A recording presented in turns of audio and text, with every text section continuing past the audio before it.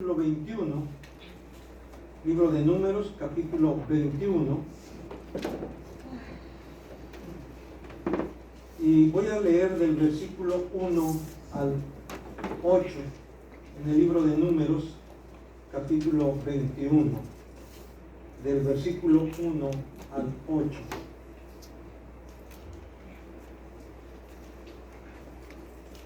Bueno, hasta el versículo 9 realmente, porque ahí se cierra esos primeros párrafos. Dice así la palabra del Señor en el libro de Números, capítulo 21, del 1 al 9. Cuando el cananeo, el rey de Arad, que habitaba en el Negev, oyó que venía Israel por el camino de Atarim, peleó contra Israel y tomó de él prisioneros. Entonces Israel hizo voto a Jehová y dijo: si en efecto entregares a este pueblo en mi mano, yo destruiré sus ciudades. Y Jehová escuchó la voz de Israel y entregó al cananeo y los destruyó a ellos y a sus ciudades, y llamó el nombre de aquel lugar Horma, que quiere decir destrucción. Después partieron del monte de Or, camino del Mar Rojo, para rodear la tierra de Edom. Y se desanimó el pueblo por el camino, y habló el pueblo contra Dios y contra Moisés: ¿por qué nos hiciste subir de Egipto para que muramos en este desierto? Pues no hay pan ni agua, y nuestra alma tiene fastidio de este pan tan liviano. Y Jehová envió entre el pueblo serpientes ardientes que mordían al pueblo, y murió mucho pueblo de Israel. Entonces el pueblo vino a Moisés y dijo: hemos pecado por haber hablado contra Jehová y contra ti. Ruega a Jehová que quite de nosotros estas serpientes. Y Moisés oró por el pueblo. Y Jehová dijo a Moisés: hazte una serpiente ardiente y ponla sobre una asta, y cualquiera que fuere mordido y mirare a ella, vivirá. Y Moisés hizo una serpiente de bronce y la puso sobre una asta, y cuando alguna serpiente mordía a alguno, miraba a la serpiente de bronce y vivía. Amén. Hermanos, el tema de ahora es murmuraciones que matan, mirada que salva, basado en estos versículos de Números capítulo 21, del 1 al 9. Y tenemos que ver desde el inicio que sin Dios, el pueblo de Dios es derrotado. Y cuando yo digo el pueblo de Dios, es para referirme en este caso al pueblo de Israel, porque Dios lo escogió en ese tiempo. Incluso decía de él que era su especial tesoro. Incluso decía de él que era como la niña de sus ojos. Y Dios también le dijo a Israel que lo escogió no porque era un pueblo grande, no porque era una nación poderosa o un pueblo especial, no, que Dios lo escogió simplemente porque quiso escogerlo. Y eso habla precisamente no solamente de escoger a una nación, sino de escoger a individuos, de escoger a personas. Él nos escogió porque Él quiso escogernos, no porque éramos mejor que los demás, no porque lo merecíamos, sino porque Él quiso, en base, como dice en Efesios 1, en base a su voluntad, en base a lo que así quiso hacerlo y nada más. Entonces, todo el mérito está en Dios, no en el hombre, no en nosotros, sino en Dios. Y por eso vamos a ver que el pueblo de Dios, y cuando hablo del pueblo de Dios, primeramente estoy refiriéndome a Israel en el contexto del Antiguo Testamento. Y ahora podemos decir, en el contexto del Nuevo Testamento, y hablando ya actualmente, el pueblo de Dios es todo aquel hombre o mujer que cree en Cristo.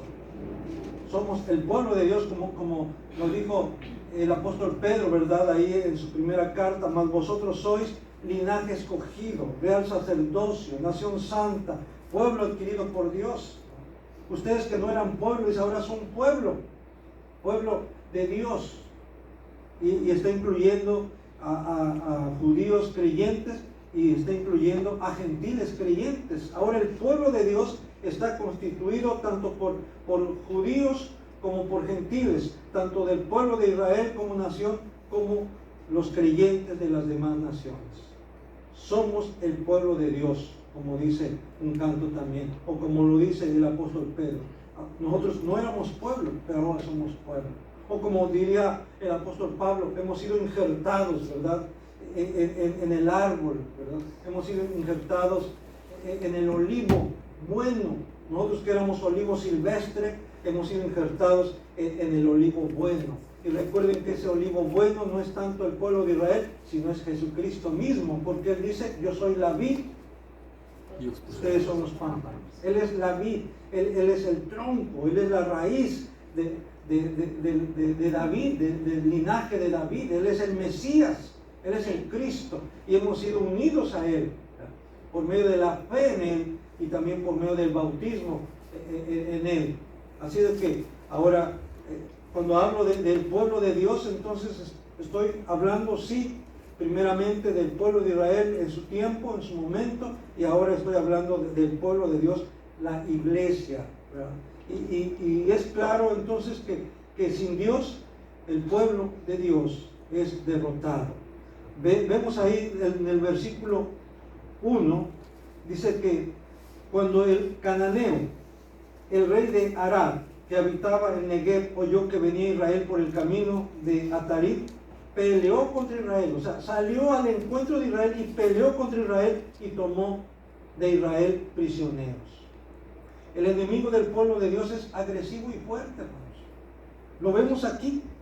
Este cananeo, este rey de Arad, apenas escuchó que venía Israel y salió al encuentro. ¿Para qué? No para recibirlo, no para ayudarlo, sino para destruirlo, para desbaratarlo, para matar y tomar prisioneros, como dice ahí. Por eso Dios, hermanos, a través del apóstol Pedro, ahí nos advierte, en 1 de Pedro capítulo 5 versículo 8, dice, sed sobrios, ¿qué? Y velad. Sed sobrios y velad. ¿Por qué? Porque vuestro adversario, el diablo, como león rugiente, anda alrededor, buscando a quien devorar, buscando a quien destruir. Así es que, entonces debemos estar, como dice ahí, alertas, sed sobrios y velad. ¿Por qué? Porque el enemigo del pueblo de Dios es agresivo, es fuerte. Yo estaba pensando, le pongo poderoso. No, sí tiene poder, pero el único poderoso con mayúsculas es nuestro Dios. Amén. Amén. Y si Dios es por nosotros, si el poderoso es por nosotros, con nosotros, si el Altísimo es con nosotros, ¿quién contra nosotros? ¿Quién contra nosotros? ¿Quién puede contra nuestro Dios? ¿Quién puede contra el Todopoderoso? ¿Quién puede contra el Altísimo? ¿Qué? Nadie. Por eso, hermanos, sin Dios, su pueblo, el pueblo de Dios es vulnerable. ¿En qué sentido? En que está expuesto. En el pueblo de Dios, en sus propias fuerzas, usted y yo en nuestras propias fuerzas, estamos indefensos ante el enemigo. Porque el enemigo es más poderoso que nosotros, pero no es más poderoso que nuestro Dios. Entonces, por eso, sin Dios, estamos vulnerables, somos vulnerables, estamos indefensos. Y prueba de ello es que cuando este rey cananeo, el rey de Arad, peleó contra Israel, tomó de él prisioneros, o sea, venció al pueblo de Israel y tomó prisioneros. Seguramente hubo muertos también, pero también tomó prisioneros. Ya anteriormente el pueblo de Israel había sufrido una fuerte derrota, no solo por no tomar en cuenta a Dios, sino peor aún, ir en contra de su voluntad. Esto es importante, hermanos, que lo consideremos, y para ello vamos a regresar un poquito a Números capítulo 14, al capítulo 14 de Números. Ya habíamos estudiado este pasaje, este capítulo, Números capítulo 14, del versículo 39 al 42. Voy a leer nada más, desde el 36 voy a leer, porque para ubicar el contexto. Dice: Y los varones que Moisés envió a reconocer la tierra, y que al volver habían hecho murmurar contra él a toda la congregación, desacreditando aquel país, aquellos varones que habían hablado mal de la tierra, murieron de plaga delante de Jehová. Pero Josué, hijo de Nun, y Caleb, hijo de Jefone, quedaron con vida de entre aquellos hombres que habían ido a reconocer la tierra. Y Moisés dijo estas cosas a todos los hijos de Israel, y el pueblo se enlutó mucho. Y se levantaron por la mañana y subieron a la cumbre del monte, diciendo: henos aquí para subir al lugar del cual ha hablado Jehová, porque hemos pecado. Y dijo Moisés: ¿por qué quebrantáis el mandamiento de Jehová? Esto tampoco os saldrá bien.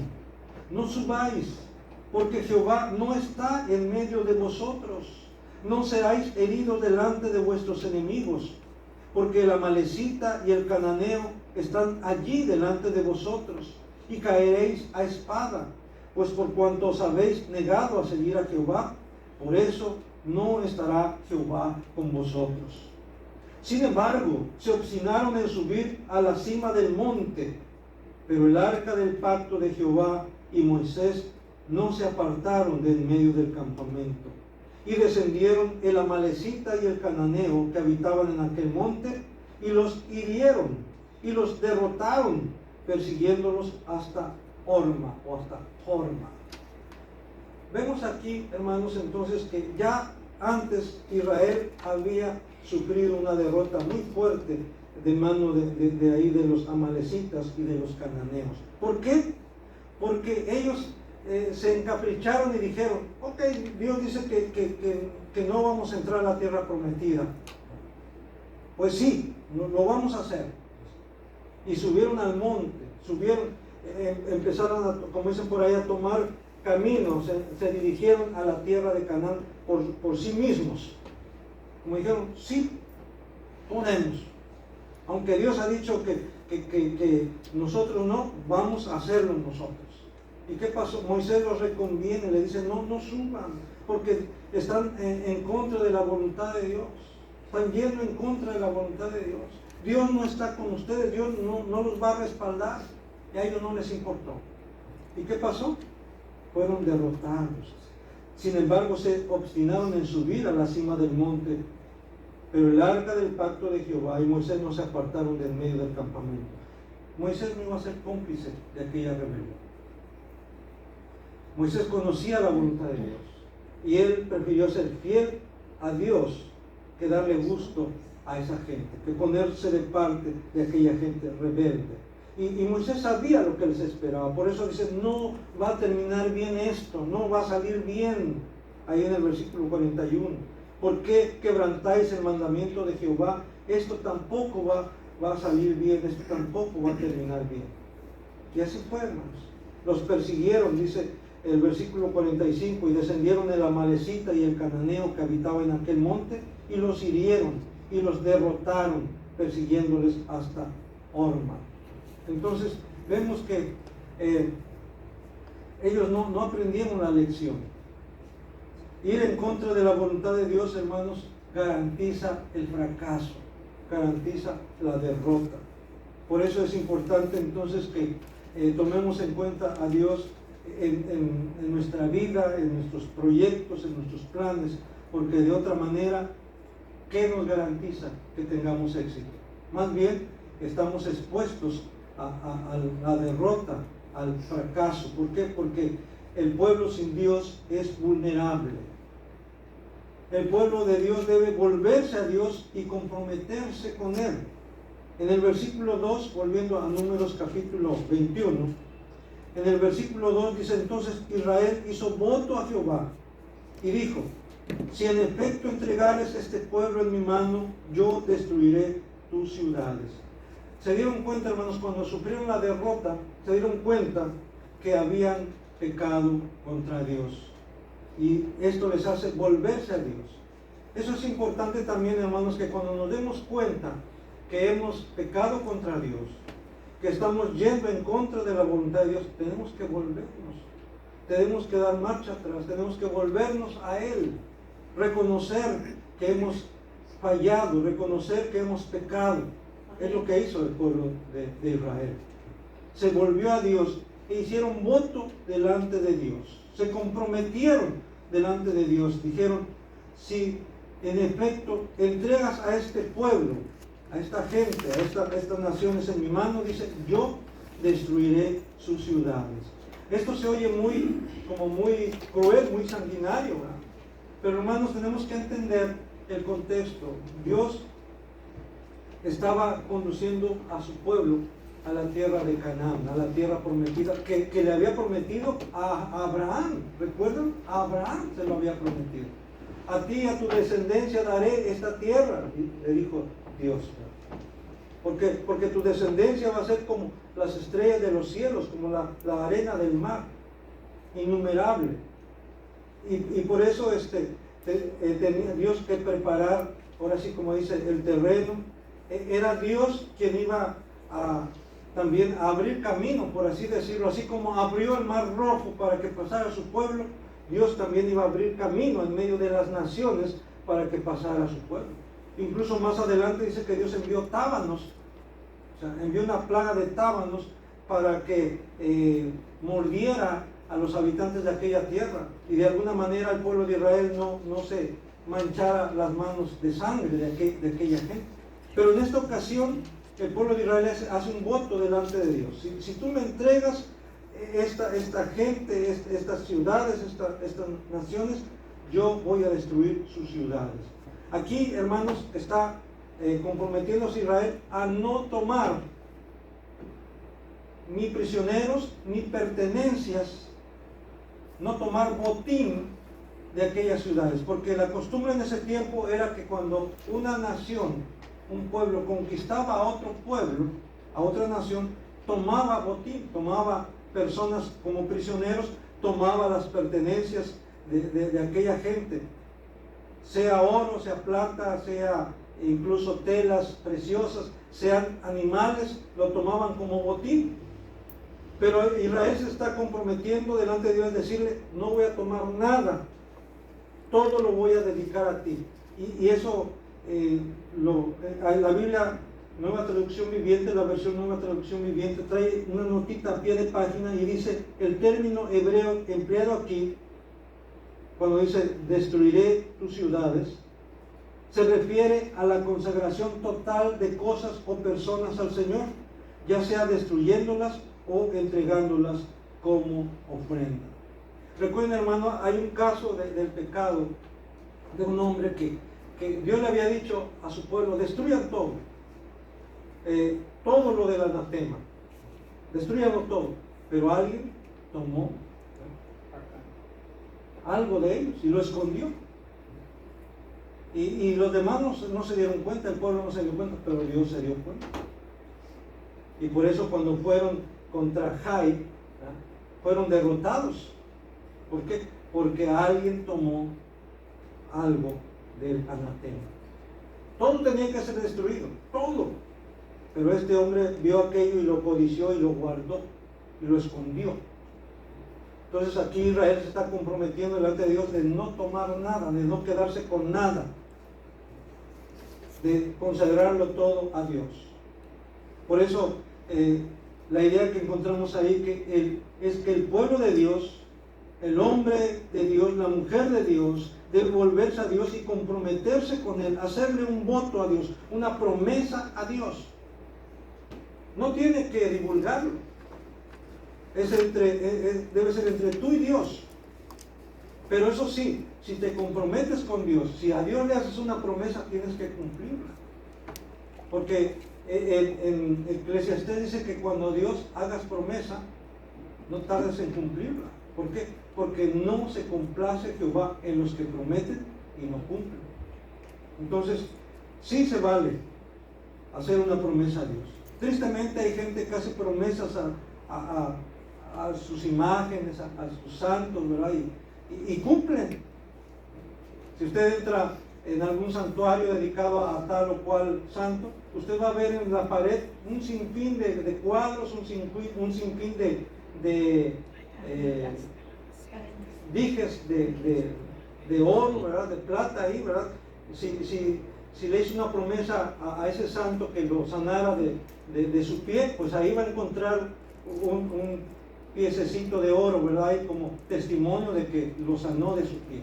Es lo que significan esos, puede ser un pie, una mano, una oreja, en fin, cuadros en donde representan que fueron sanados de tal o cual cosa, o que fueron librados incluso de alguna emboscada, de algún asalto, etc.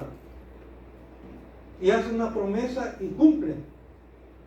Hermanos, con mucho más razón, tú y yo, que confiamos en un Dios vivo, en un Dios verdadero, podemos prometerle, pero tenemos que cumplirle. Y no tenemos que hacerlo en el sentido de que todo el mundo sepa en qué nos estamos comprometiendo, qué promesa hicimos. Pero sí, hermanos, es conveniente que cuando hayamos recibido de parte de Dios lo que le pedimos, demos testimonio, demos gracias. Y de esa manera Dios es glorificado. ¿Por qué? Porque estamos diciendo lo que Él hizo. Y al decir lo que Él hizo, al dar a conocer lo que Él hizo, hace que otros también se unan con nosotros en la gratitud a Dios, hace que otros también conozcan del poder de Dios, hace que otros también aprendan a confiar en Dios y sepan que Dios responde, que Dios contesta nuestras peticiones, que Dios contesta nuestra oración, que Dios ve nuestras necesidades, y cuando nos acercamos a Él de todo corazón, Él va a respaldarnos, Él va a ayudarnos. ¿Por qué? Porque Dios ve, porque Dios oye, porque Dios actúa. ¿Por qué? Porque Dios está vivo, porque Dios es real. Entonces el pueblo de Dios se compromete con Dios y cumple, ¿no? Y Dios responde. Y aquí tenemos nada más como ejemplos de votos personales. Tenemos dos votos personales que hicieron, por ejemplo, Jacob, allá en Génesis 28, 20 al 22. También le encargo que usted busque en su Biblia, cuando Jacob se compromete con Dios, hace un voto delante de Dios: si tú fueres conmigo y fuera y regresare, ¿verdad? Él hace un voto. Incluso ahí promete el diezmo. Por primera vez una persona se compromete a dar el diezmo. El diezmo no es una ley, no, es algo que en este caso nace del corazón de un hombre, se compromete. Incluso ya todavía yendo más atrás, Abraham dio el diezmo a Melquisedec, sacerdote del Dios Altísimo. Otra vez, aún no existía la ley, y ya Abraham estaba dando el diezmo a Melquisedec. Aquí todavía no existía la ley con Jacob, y él ya estaba comprometiéndose delante de Dios. También tenemos el voto de una mujer, Ana, allá en 1 Samuel 1, del versículo 10 y 11, cuando ella era estéril y se compromete delante de Dios que si le da un hijo, ese hijo lo va a dedicar a Dios. Y Dios le concedió ese hijo, le concedió a Samuel. ¿Qué quiere decir Samuel? Pedido a Dios. El nombre de Samuel quiere decir pedido a Dios. Pues lo pidió a Dios, Dios se lo dio, y ella se comprometió aún antes de embarazarse. Dijo: si tú me das un hijo, yo te lo voy a dedicar, yo te lo voy a consagrar. Y así lo hizo. Tan pronto pudo destetarlo, lo llevó así, lo llevó allá a donde estaba Elías, al tabernáculo, ¿verdad? Y lo dejó ahí. Dirá: qué madre tan descorazonada. Así que fácil tener hijos y usted los ha dejado allá. No. Imagínense, para una mujer que no ha tenido hijos, y luego Dios le concede un hijo, y luego desprenderse de ese único hijo. Eso también demuestra el carácter de esta mujer, el amor de esta mujer, el compromiso de esta mujer con Dios. Cumple su promesa. Seguramente aunque le dolía en su corazón desprenderse de su hijo, pero ella se había comprometido con Dios y cumplió con Dios. Entonces se vale comprometerse con Dios, pero hay que cumplir. El pueblo de Dios se compromete con Dios, se vuelve a Dios, se compromete con Dios, y Dios, hermanos, responde, Dios respalda, Dios escucha el clamor de su pueblo. Dice en el versículo 3, volviendo a Números capítulo 21, versículo 3, y Jehová escuchó la voz de Israel y entregó al cananeo y los destruyó a ellos y a sus ciudades, y llamó el nombre de aquel lugar Horma o Jorma, como algunos lo pronuncian, que quiere decir destrucción, pero no nomás es destrucción, sino destrucción total, porque Israel destruyó totalmente aquellas ciudades y lo ofreció a Dios.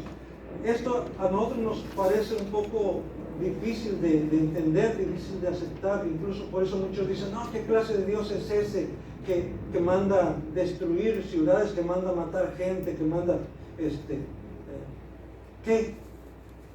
¿No que Dios es Dios de amor?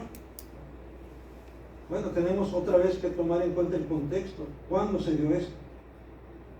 Y eso no se aplica en la actualidad, definitivamente. Lo que está haciendo, o lo que ha hecho actualmente Israel como nación, yo estoy convencido plenamente que no es la voluntad de Dios, que Dios no se agrada de ello. ¿Por qué? Porque no está en ese contexto en que Israel en ese tiempo no tenía tierra, no tenía territorio, y iba a tomar la tierra, el territorio que Dios le había prometido. Ahora Israel tiene tierra, tiene territorio. Y bueno, no quiero entrar en más detalles, en más polémica respecto a este asunto, pero usted juzgue por usted misma, juzgue por usted mismo si lo que ha estado haciendo Israel como nación es justo, es correcto, es agradable delante de Dios. Vemos cómo allá en segundo de Crónicas 7:14, un texto que usted conoce muy bien, dice, si se humillare mi pueblo, cuando Salomón construyó el templo, Dios a través de Salomón le dijo al pueblo de Israel, si se humillare mi pueblo, sobre el cual mi nombre es invocado, y oraren, y buscaren mi rostro, entonces, ¿qué? Dice, yo voy a oír desde los cielos y perdonaré sus pecados y sanaré su tierra. Porque en los versículos anteriores dice Dios, si yo cerrare los cielos, ¿no? Y no hubiera lluvia, y si mi pueblo se humilla, se vuelve a mí, dice Dios, yo voy a oír a mi pueblo, yo voy a oír sus súplicas, sus oraciones, y voy a perdonar su pecado, y voy a sanar su tierra, voy a traer bendición sobre su tierra, bendición sobre mi pueblo. Pero Dios quiere que su pueblo se humille, quien le conoce se humille, reconozca su pecado, se vuelva a Él, y Dios, por supuesto, que está dispuesto a escucharnos, está dispuesto a perdonarnos, está dispuesto a bendecirnos. Amén. Así es, hermanos. El pecado de hablar en contra de Dios y sus consecuencias, versículo 4 al 6. Vamos volviendo a Números 21, versículo 4 al 6.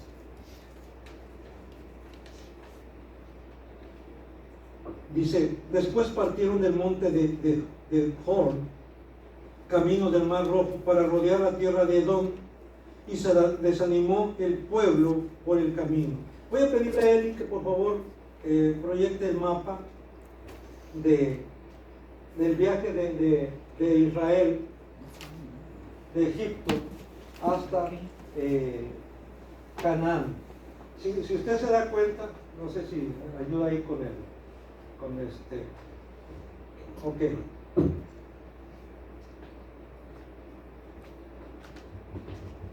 Esto hay varios mapas, ¿verdad? que tratan de presentar más o menos la ruta que el pueblo de Israel siguió. Este es uno de ellos. Hay otros mapas que cambian un poquito la trayectoria, pero en lo personal yo creo que es en base a los datos bíblicos, que es el que más se acerca a lo que pudo haber sido la ruta de Egipto, cuando salieron de Egipto hacia la tierra prometida.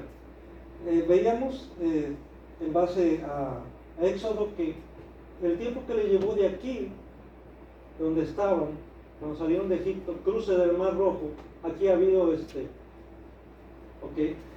gracias, cruzaron el Mar Rojo. Algunos dicen que fue en la parte de lo que es el Mar de los Juncos, o sea, una parte en donde no estaba muy profundo el mar. Ahí, eso ya, yo lo dejo a los arqueólogos y los teólogos y lo demás. La cosa es que sí cruzaron el Mar Rojo, luego se fueron por el desierto, y el tiempo que llevó para llegar no se sabe exactamente dónde está el monte Sinaí. Hay varios lugares, hay una cordillera, y eso también debe quedar, hay una cordillera en donde hay montañas, y dentro de esas montañas por ahí puede estar el monte Sinaí. La tradición ha hecho santuarios, hay un santuario según en donde se cree que es el monte Sinaí, pero no se sabe a ciencia cierta si ese es el monte Sinaí a donde Moisés subió. Si ahí alrededor de la campo Israel no se sabe con exactitud si es. Entonces, por eso aquí en el mapa por lo menos presenta cuatro lugares donde probablemente puede ubicarse el monte Sinaí. Pero el tiempo que le llevó, según los datos bíblicos, desde que salieron a donde estaban de esclavos en Egipto hasta el monte Sinaí, fue un año nada más. Un año les llevó. Ahora, si reducimos el mapa otra vez, lo hacemos más chiquito, para que vean ahí, si ellos se hubieran ido directo hacia allá, les hubiera llevado meses, no años, meses. Y muchos críticos dicen, bueno, ¿y por qué entonces Dios no los llevó directamente? Pues si Dios es poderoso, ¿por qué no los llevó por la costa para que llegaran en meses o semanas incluso a la tierra de Canaán, que está ahí arribita, ¿verdad? Donde dice Moab a un lado, ¿verdad? De este lado del mar de Galilea. ¿Por qué no nos llevó directo? La Biblia dice, hermanos, que Dios no lo llevó directo. ¿Por qué? Porque evitó que esta era una línea, era una ruta muy transitada, y por supuesto estaba controlada por primeramente por acá, por los egipcios, luego acá por los filisteos, por los de la tierra de Canaán, y al ir por allá, lo primero que tenía que hacer Israel era pues entrarle al combate, pelear, o sea, enfrentarse en batalla a esos pueblos. Y Israel era un pueblo de esclavos, no era un pueblo guerrero. Entonces Dios estaba protegiendo de alguna manera a su pueblo para que no se enfrentara a aquellas naciones en guerra, porque no estaba preparada, porque y además Dios tenía planes para Israel, ¿verdad? Entonces lo llevó por la ruta más larga, y todavía de ahí, cuando llegan a esta parte, ellos Moisés envía espías Dios lo ordena a reconocer la tierra de Canaán allá arriba, ¿verdad? Y solamente 2 traen buenas noticias.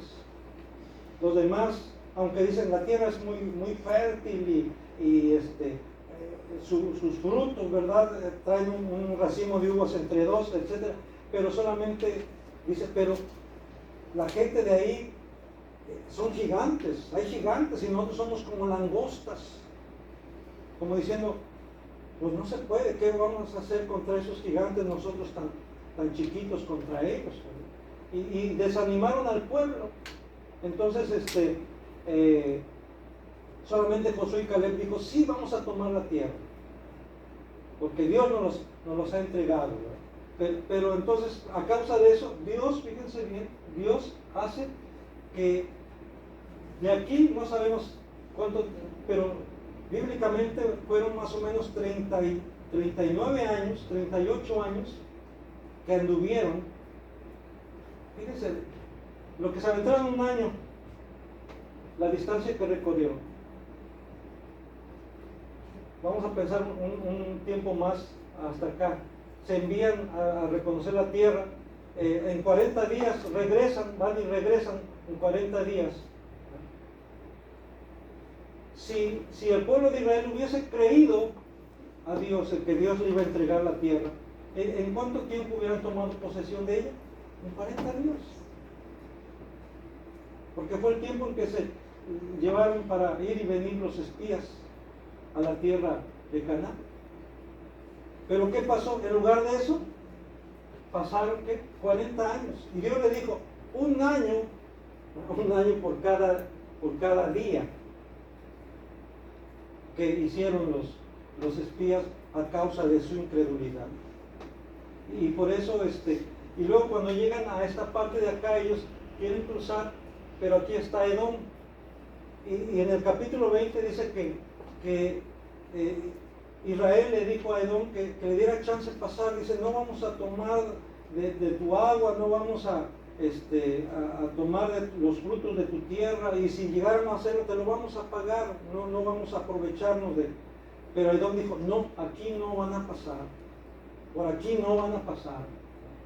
¿Y qué hace? Dice que tuvieron que regresarse, bueno, después de llegar hasta acá. Aquí están los límites con la tierra de Edom. Tienen que regresarse otra vez, tienen que regresar hasta acá abajo. ¿Y qué pasa cuando se regresa? Se desanima. Eso indica entonces que es justificable o es entendible que el pueblo se desanime. Pues sí, o sea, ya tantos años en el desierto y ya estando a las puertas casi, como quien dice, de la tierra prometida, y que no les den chance de pasar. Y Edom era de alguna manera sus hermanos. Recuerden, Edom es Esaú, y Esaú era hermano de Jacob, y Jacob es Israel. Entonces eran parientes, y no lo dejan pasar, y se vuelven otra vez. Y en ese trayecto de regresarse otra vez es que encontramos que dice que se desanimó el pueblo y empezó a hablar en contra de Jehová y en contra ¿qué? De Moisés. Bueno, si quiere dejar mapa ahí está bien.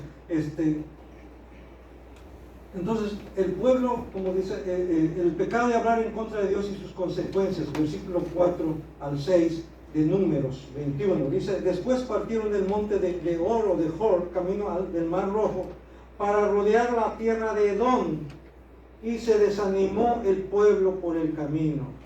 Y habló el pueblo contra Dios y contra Moisés: ¿por qué nos hiciste subir de Egipto para que muramos en este desierto? Pues no hay pan ni agua, y nuestra alma tiene fastidio de este pan tan liviano. Vean la manera en cómo se están expresando. Y Jehová envió entre el pueblo serpientes ardientes que mordían al pueblo, y murió mucho pueblo de Israel.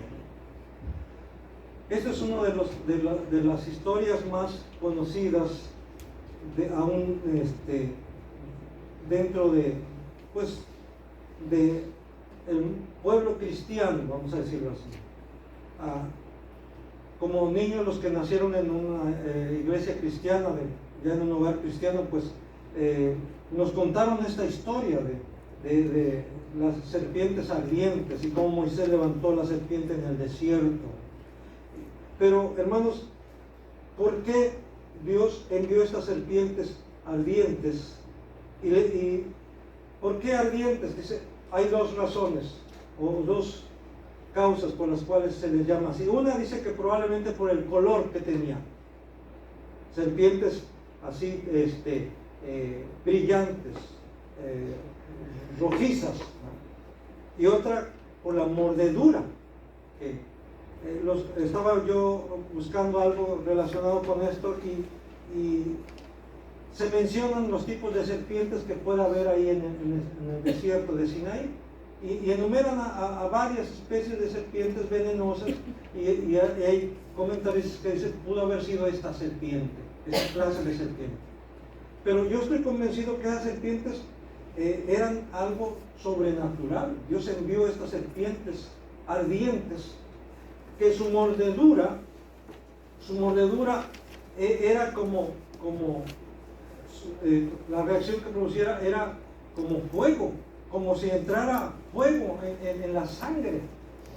Los que han sido mordidos por serpientes venenosas como por ejemplo la de cascabel, dicen que es algo así parecido cuando empieza a entrar el veneno, ¿verdad? Y la coralillo también. Incluso un piquete de alacrán, no sé si a alguien le ha picado algún alacrán, cómo se siente, ¿verdad? Como cuando picas y aquello, ¿verdad? Ese dolor intenso. Pues imagínense estas serpientes ardientes, su veneno tal vez producía esa sensación de fuego extendiéndose por el cuerpo de la persona, y la consecuencia era que la persona moría. No sabemos en cuánto tiempo, pero el veneno era muy activo, era muy potente, de tal manera, como dice ahí, que murió mucho pueblo. ¿Por qué? Porque dice, porque hablaron en contra de Dios abiertamente y en contra de Moisés. Aquí, hermanos, tenemos que decir que el pueblo de Dios no debe desanimarse por más difícil que parezca la situación. Dirán, ay, sí, que suave decirlo, pero ya en la práctica ya no es lo mismo. Me da risa porque le decía yo a un hermanito que apreciamos mucho, que ustedes conocen, que se estaba quejando que tenía mucho dolor, o que ha padecido mucho dolor durante mucho tiempo, y le decía yo, ay hermano, le digo, pues es que como dice la canción, sufrir le tocó a usted en esta vida. Y dice él, sí, como la canción está muy bien, dice, pero no, dice, así no, dice, así no se vale, ¿verdad? Entonces, decir, ¿verdad? Que hay quienes dicen que los dejen disfrutar de su dolor, ¿verdad? No sé si hay a quienes lo disfrutan, a lo mejor los masoquistas, ¿verdad? Pero en este caso, hermanos, tenemos que decir, el Señor nos anima a que no nos desanimemos. No importa las circunstancias que sean, por más difíciles que parezcan, Él nos recuerda que Él siempre está con nosotros. A veces Él va a librarnos de situaciones difíciles, pero no siempre. Pero hay una garantía. Si Él no nos va a librar de situaciones difíciles, de problemas fuertes, hay una garantía que aún en esa situación difícil, en ese problema fuerte, Él está con nosotros. No estamos solos, Él está con nosotros. No te dejaré ni te desampararé, Dios le dijo a su pueblo. Y ahora a nosotros como su iglesia, como sus hijos, dicen, yo estoy con ustedes todos los días hasta el fin del mundo. Yo estoy con ustedes todos los días hasta el fin del mundo. Entonces, dice ahí en el versículo 4 que partieron los hijos de Israel del monte de Or, camino del mar Rojo, para rodear la tierra de Edom, y se desanimó el pueblo en el camino. El desaliento es evidencia de la falta de confianza en Dios, y es una puerta que abrimos para que el enemigo nos ponga en contra de Dios. Sí, si nos desanimamos, si nos desalentamos, estamos dándole chance al enemigo para que de alguna manera se acerque y nos produzca pensamientos y diciendo, ahí está, no que tu Dios es poderoso, no que tú has sido fiel, y cómo es que Dios no te responde, si tú siempre ahí estás, si tú siempre sirviéndole, y mira lo que te está pasando. Entonces el desaliento, vuelvo a repetir, es evidencia de falta de confianza en Dios, primeramente, y luego se convierte en una puerta que abrimos al enemigo para que nos ponga en contra de Dios, para que desconfiemos más de Dios, para que nos alejemos más de Dios, como pasó con el pueblo de Israel, que se desanimó y habló en contra de Dios. No debemos reclamarle a Dios, y mucho menos menospreciar sus dones y bendiciones. En el versículo 5 de Números 21 dice y habló el pueblo contra Dios y contra Moisés: ¿por qué nos hiciste subir de Egipto para que muramos en este desierto? Pues no hay pan ni agua, y nuestra alma tiene fastidio de este pan tan liviano. Nuestra alma está fastidiada ya, estamos hartos, estamos fastidiados de este pan tan liviano. ¿A qué se estaban refiriendo? Al maná. ¿Y quién les daba el maná cada día? Dios. Están diciendo a Dios: ya me tienes harto de lo que me estás dando. Ya, basta, basta ya. Entonces vemos una actitud primeramente de rebeldía, de falta de respeto a Dios, y luego de ingratitud. ¿Quién más podía darles de comer en medio del desierto a tanta gente? Solamente Dios podía hacerlo, y Dios lo estaba haciendo. Y dice, según que el maná, los estudiosos, los comentarios dicen que eran como, hagan de cuenta, como palomitas de maíz, así, sí, livianas, pero como si tuvieran miel, como hojuelas con miel. Y lo podían preparar de diferentes maneras, no nada más comerlo así, sino podían prepararlo de diferentes maneras. Tenía, como dicen, versatilidad. Pero cuando ya entra, como dice, la mala disposición, la mala voluntad, ya no se ve lo positivo. Y por eso dice, ya estamos fastidiados de este pan tan liviano. En una ocasión pidieron carne y Dios les dio carne.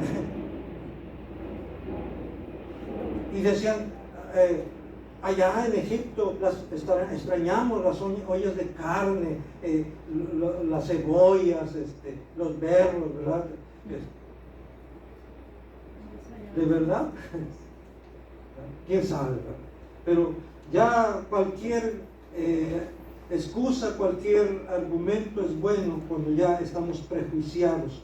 Cualquier pretexto es bueno, ¿verdad? Para, en este caso, ¿verdad?, echarle en cara a Dios. Que Dios nos libre, ¿verdad?, de tomar esta actitud de reclamarle a Dios. Hay quienes dicen: ¿por qué me quitaste, por ejemplo, a mi hijo? ¿Por qué me quitaste a mi papá? ¿Por qué me quitaste a mi mamá? ¿Por qué me quitaste a mi hermano? ¿Por qué me quitaste a mi mujer? ¿Por qué me quitaste a mi marido? Se ponen a reclamarle a Dios. Que Dios nos libre de tomar esa actitud de reclamo. Que nuestra actitud, aún en pérdidas grandes y mayores, fuera la misma actitud que tomó Jacob.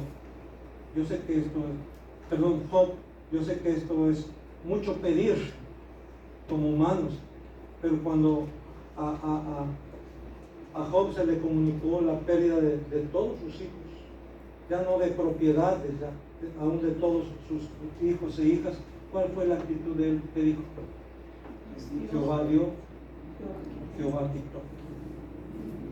Sea el nombre de Jehová bendito. Qué diferente.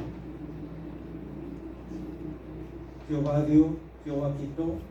Sea el nombre de Jehová bendito. Que aún en las peores condiciones, que aún en las peores pérdidas que podamos tener, que nuestra actitud, que nuestra expresión sea esa: Jehová dio, Jehová quitó, sea el nombre de Jehová bendito. O como Habacuc dice: aunque no haya vacas en los corrales, aunque no haya fruto en la vid, aunque con todo dice: yo me alegraré en Jehová y me gozaré en el Dios de mi salvación. Con todo. Yo decía el otro día, haciendo referencia a este pasaje, aunque no haya nada en el refrigerador, aunque no haya nada que ponerme, que no sé si se llegue a ese punto, ¿verdad? Aunque no haya nada que comer, con todo, dice, yo me alegraré en el Señor y me gozaré en el Dios de mi salvación. Aquí quiero leer lo que un comentarista, David Guzik, dice, refiriéndose a la actitud del pueblo con relación a Dios y con relación a Moisés. Dice, en 8 pasajes anteriores, y da los pasajes ahí, Éxodo y también en Números, menciona las 8 ocasiones en donde se describe a los hijos de Israel hablando en contra de Moisés. De Moisés y de Aarón, por supuesto, dice. En esas situaciones, Moisés y Jehová sabían que realmente estaban hablando en contra de Dios.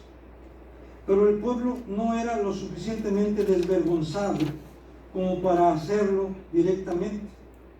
Ahora, cuando dice ahora, estamos hablando de la nueva generación. O sea, la generación anterior no tuvo el descaro, no tuvo la desvergüenza, no tuvo el cinismo, no tuvo el atrevimiento de hablar directamente en contra de Dios. Lo hacían en contra de Moisés y en contra de Aarón. Pero esta segunda generación, esta nueva generación, como lo pone de manifiesto aquí David Guzik, dice, pero el pueblo, dice aquí, dice, ahora eran lo suficientemente atrevidos, porque el pasaje dice que habló el pueblo contra Dios y contra Moisés. O sea que cada vez, cada generación se vuelve más cínica delante de Dios, más atrevida delante de Dios. Si antes había cierto temor, cierto reparo, cierto freno, ¿verdad?, para alzar la voz en contra de Dios, ahora no. Las nuevas generaciones lo hacen con mucha facilidad. Por eso que Dios, ¿verdad?, tenga misericordia de las nuevas generaciones, porque vemos cómo se están deteriorando todavía más.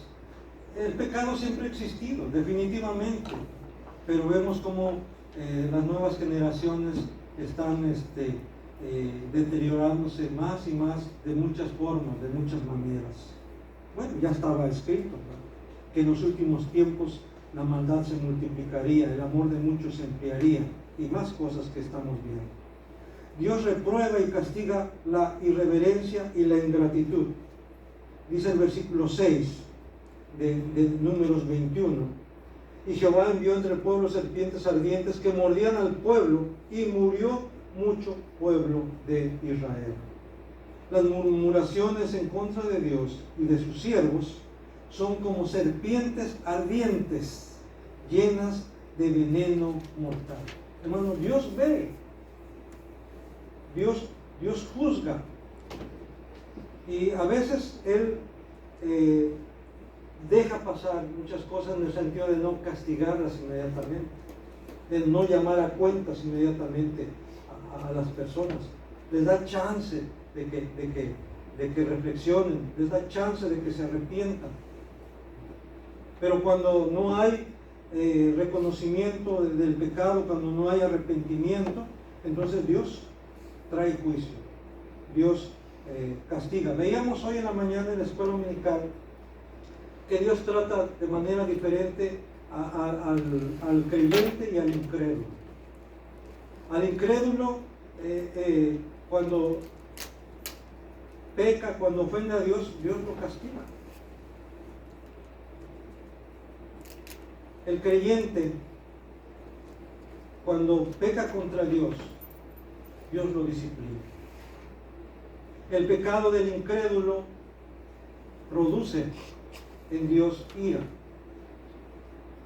provoca la ira de Dios, acarrea la ira de Dios. El creyente, cuando peca, sí ofende a Dios, pero no provoca la ira de Dios, no atrae la ira de Dios, sino lastima el corazón de Dios. El himno que entonamos hace un rato, vuelvo a ti, habla precisamente de eso, ¿verdad? Tu corazón es lastimado. Lastimamos el corazón de Dios, lastimamos el corazón de nuestro Señor Jesucristo cuando pecamos.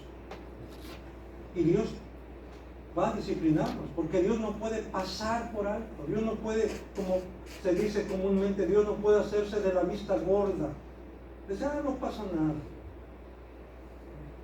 Dios ve, Dios oye, Dios juzga, Dios actúa.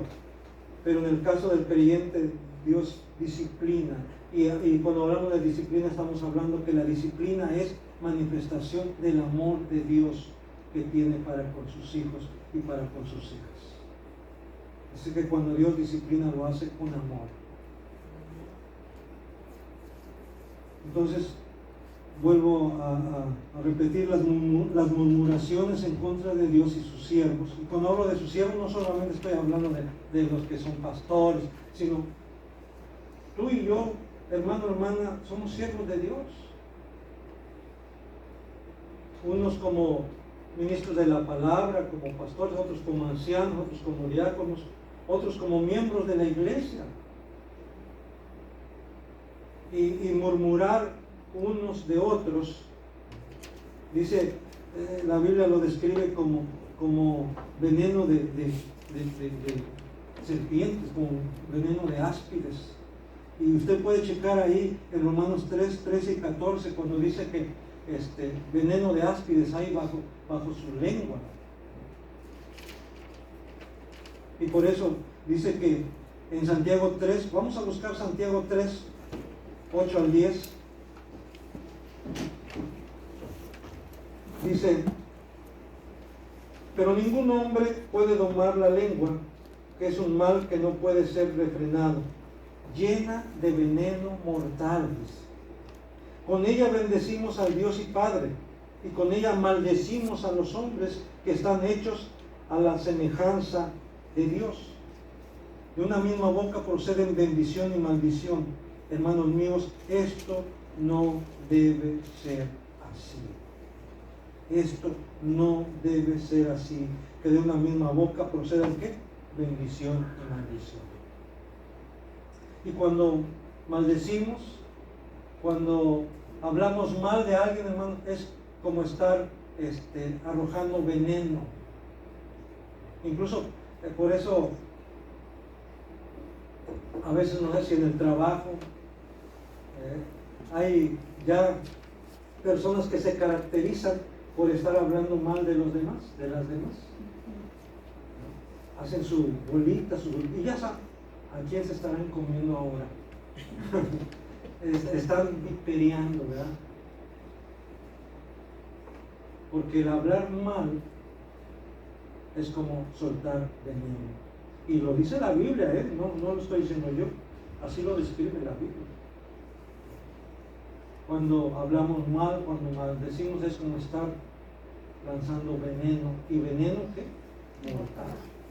Veneno. Y dice aquí, hermanos, esto no debe ser así. Entre ustedes, entre nosotros, no debe ser así. La respuesta de Dios a la situación extremadamente crítica del pueblo. Versículo 8. Y Jehová dijo a Moisés: hazte una serpiente ardiente y ponla sobre un asta, y cualquiera que fuere mordido y mirare a ella, ¿qué? Vivirá. No va a morir, va a vivir si mira a la serpiente que tú hayas puesto en un asta. Y aquí, hermanos, hay que notar dos cosas importantes. Primero, Dios no quitó las serpientes ardientes.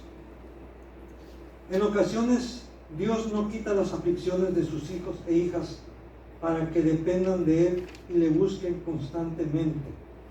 Y el mejor ejemplo de esto, ¿quién es? El apóstol Pablo. Allá en 2 Corintios 12, 7 al 10. Es más, Dios mismo, en el caso del apóstol Pablo, había puesto un aguijón en su carne. Pablo dice un enviado de Satanás, pero ¿quién lo autorizó? Dios. Dios lo autorizó. Y le encargó a Satanás que pusiera ese aguijón en el cuerpo de Pablo. Y Pablo había orado 3 veces. Por lo menos 3 veces había orado. ¿Para qué? Para que Dios le quitara ese aguijón de su cuerpo, de su carne. ¿Y qué le había respondido Dios? No te lo voy a quitar, Pablo. no te lo voy a quitar, porque Pablo mismo dice, para que no me exalte sobremanera. Pablo había entendido que Dios le había dado ese aguijón para que Pablo no se creyera mucho, ¿verdad? Con eso lo calmaba, le recordaba que era carne, le recordaba que era débil, le recordaba que era pecador, le recordaba sus debilidades. Y por eso dice, no te lo voy a quitar. Bástate mi gracia. Con mi gracia es suficiente. Yo te voy a sustentar, yo te voy a sostener. Bástate mi gracia. Así es que, hermanos, si usted ha estado orando por algo, que alguna enfermedad, alguna situación, algún problema, que quiere ya que se resuelva, que se acueste y que al otro día ya no esté ese problema, esa situación, quiero decirle que si a lo mejor Dios está permitiendo que eso continúe, ¿para qué? Para que usted dependa más de Él, para que usted le busque con más pasión, le busque con más fe, con más fervor. Por eso a veces Dios nos quita esas serpientes ardientes de nuestra vida, como pasó con el pueblo de Israel. Y aquí cito a Matthew Henry en su comentario, dice, es de temer que no hubieran reconocido la gravedad de su pecado si no hubieran sentido el ardor de la mordida. O sea, si Dios hubiera quitado la serpiente, ya pasó, ¿verdad? Al ratito como si nada. Pero primero tenían que estar alertas. Y luego ya, al ser mordidos y sentir el ardor del veneno corriendo por sus venas, eso les recordaba que realmente habían ofendido a Dios, que habían pecado contra Dios. Y entonces, ¿qué tenían que hacer? Mirar a la serpiente de bronce, que como sabemos, esa serpiente, y por Jesús mismo lo sabemos, es un tipo de Cristo. Ahora, quiero terminar, ¿verdad? Yo ya llevo un poquito más de la hora, pero quiero terminar la idea para este tema. No quiero, y lo que viene es bien importante, es como diríamos la conclusión, es la aplicación de este tema. La cura divina a la mordedura letal del pecado. Dice en Isaías capítulo 45, versículo 21 y 22, Dios mismo dice, no hay más Dios que yo, Dios justo y salvador, ningún otro fuera de mí. Mirad a mí, dice el Señor, y sed salvos todos los términos de la tierra, porque yo soy Dios y no hay más que yo, dice el Señor. En Isaías capítulo 45, versículo 21 y 22. Y luego, allá en San Juan capítulo 3, en palabras de nuestro Señor Jesucristo, en Juan capítulo 3, versículo 14 al 18, dice, y como Moisés levantó la serpiente en el desierto, así es necesario que el Hijo del Hombre sea levantado, para que todo aquel que en él cree no se pierda, mas tenga vida eterna. Porque de tal manera amó Dios al mundo que ha dado a su Hijo unigénito, para que todo aquel que en él cree no se pierda, mas tenga vida eterna. Porque no envió Dios a su Hijo al mundo para condenar al mundo, sino para que el mundo sea salvo por él. El que en él cree no es condenado, pero el que no cree ya ha sido condenado, porque no ha creído en el nombre del unigénito Hijo de Dios. Y esas son palabras de Cristo mismo. No son las palabras de Juan, no son las palabras de otro hombre, son las palabras de Jesús mismo. Y él está haciendo referencia a aquella ocasión cuando Moisés levantó la serpiente en el desierto, y todo aquel que era mordido por la serpiente ardiente miraba a la serpiente y era sanado y vivía. De otra manera, quienes rehusaban mirar por lo que sea, porque no querían, porque no creían, porque se les hacía absurdo que solamente mirando y ya murieron. Murieron en su incredulidad, murieron en su negligencia. Y es lo que pasa ahora. Dice claramente que el que en Él cree, o sea, el que mira a Él en fe, el que cree en Él, dice, no es condenado, no morirá.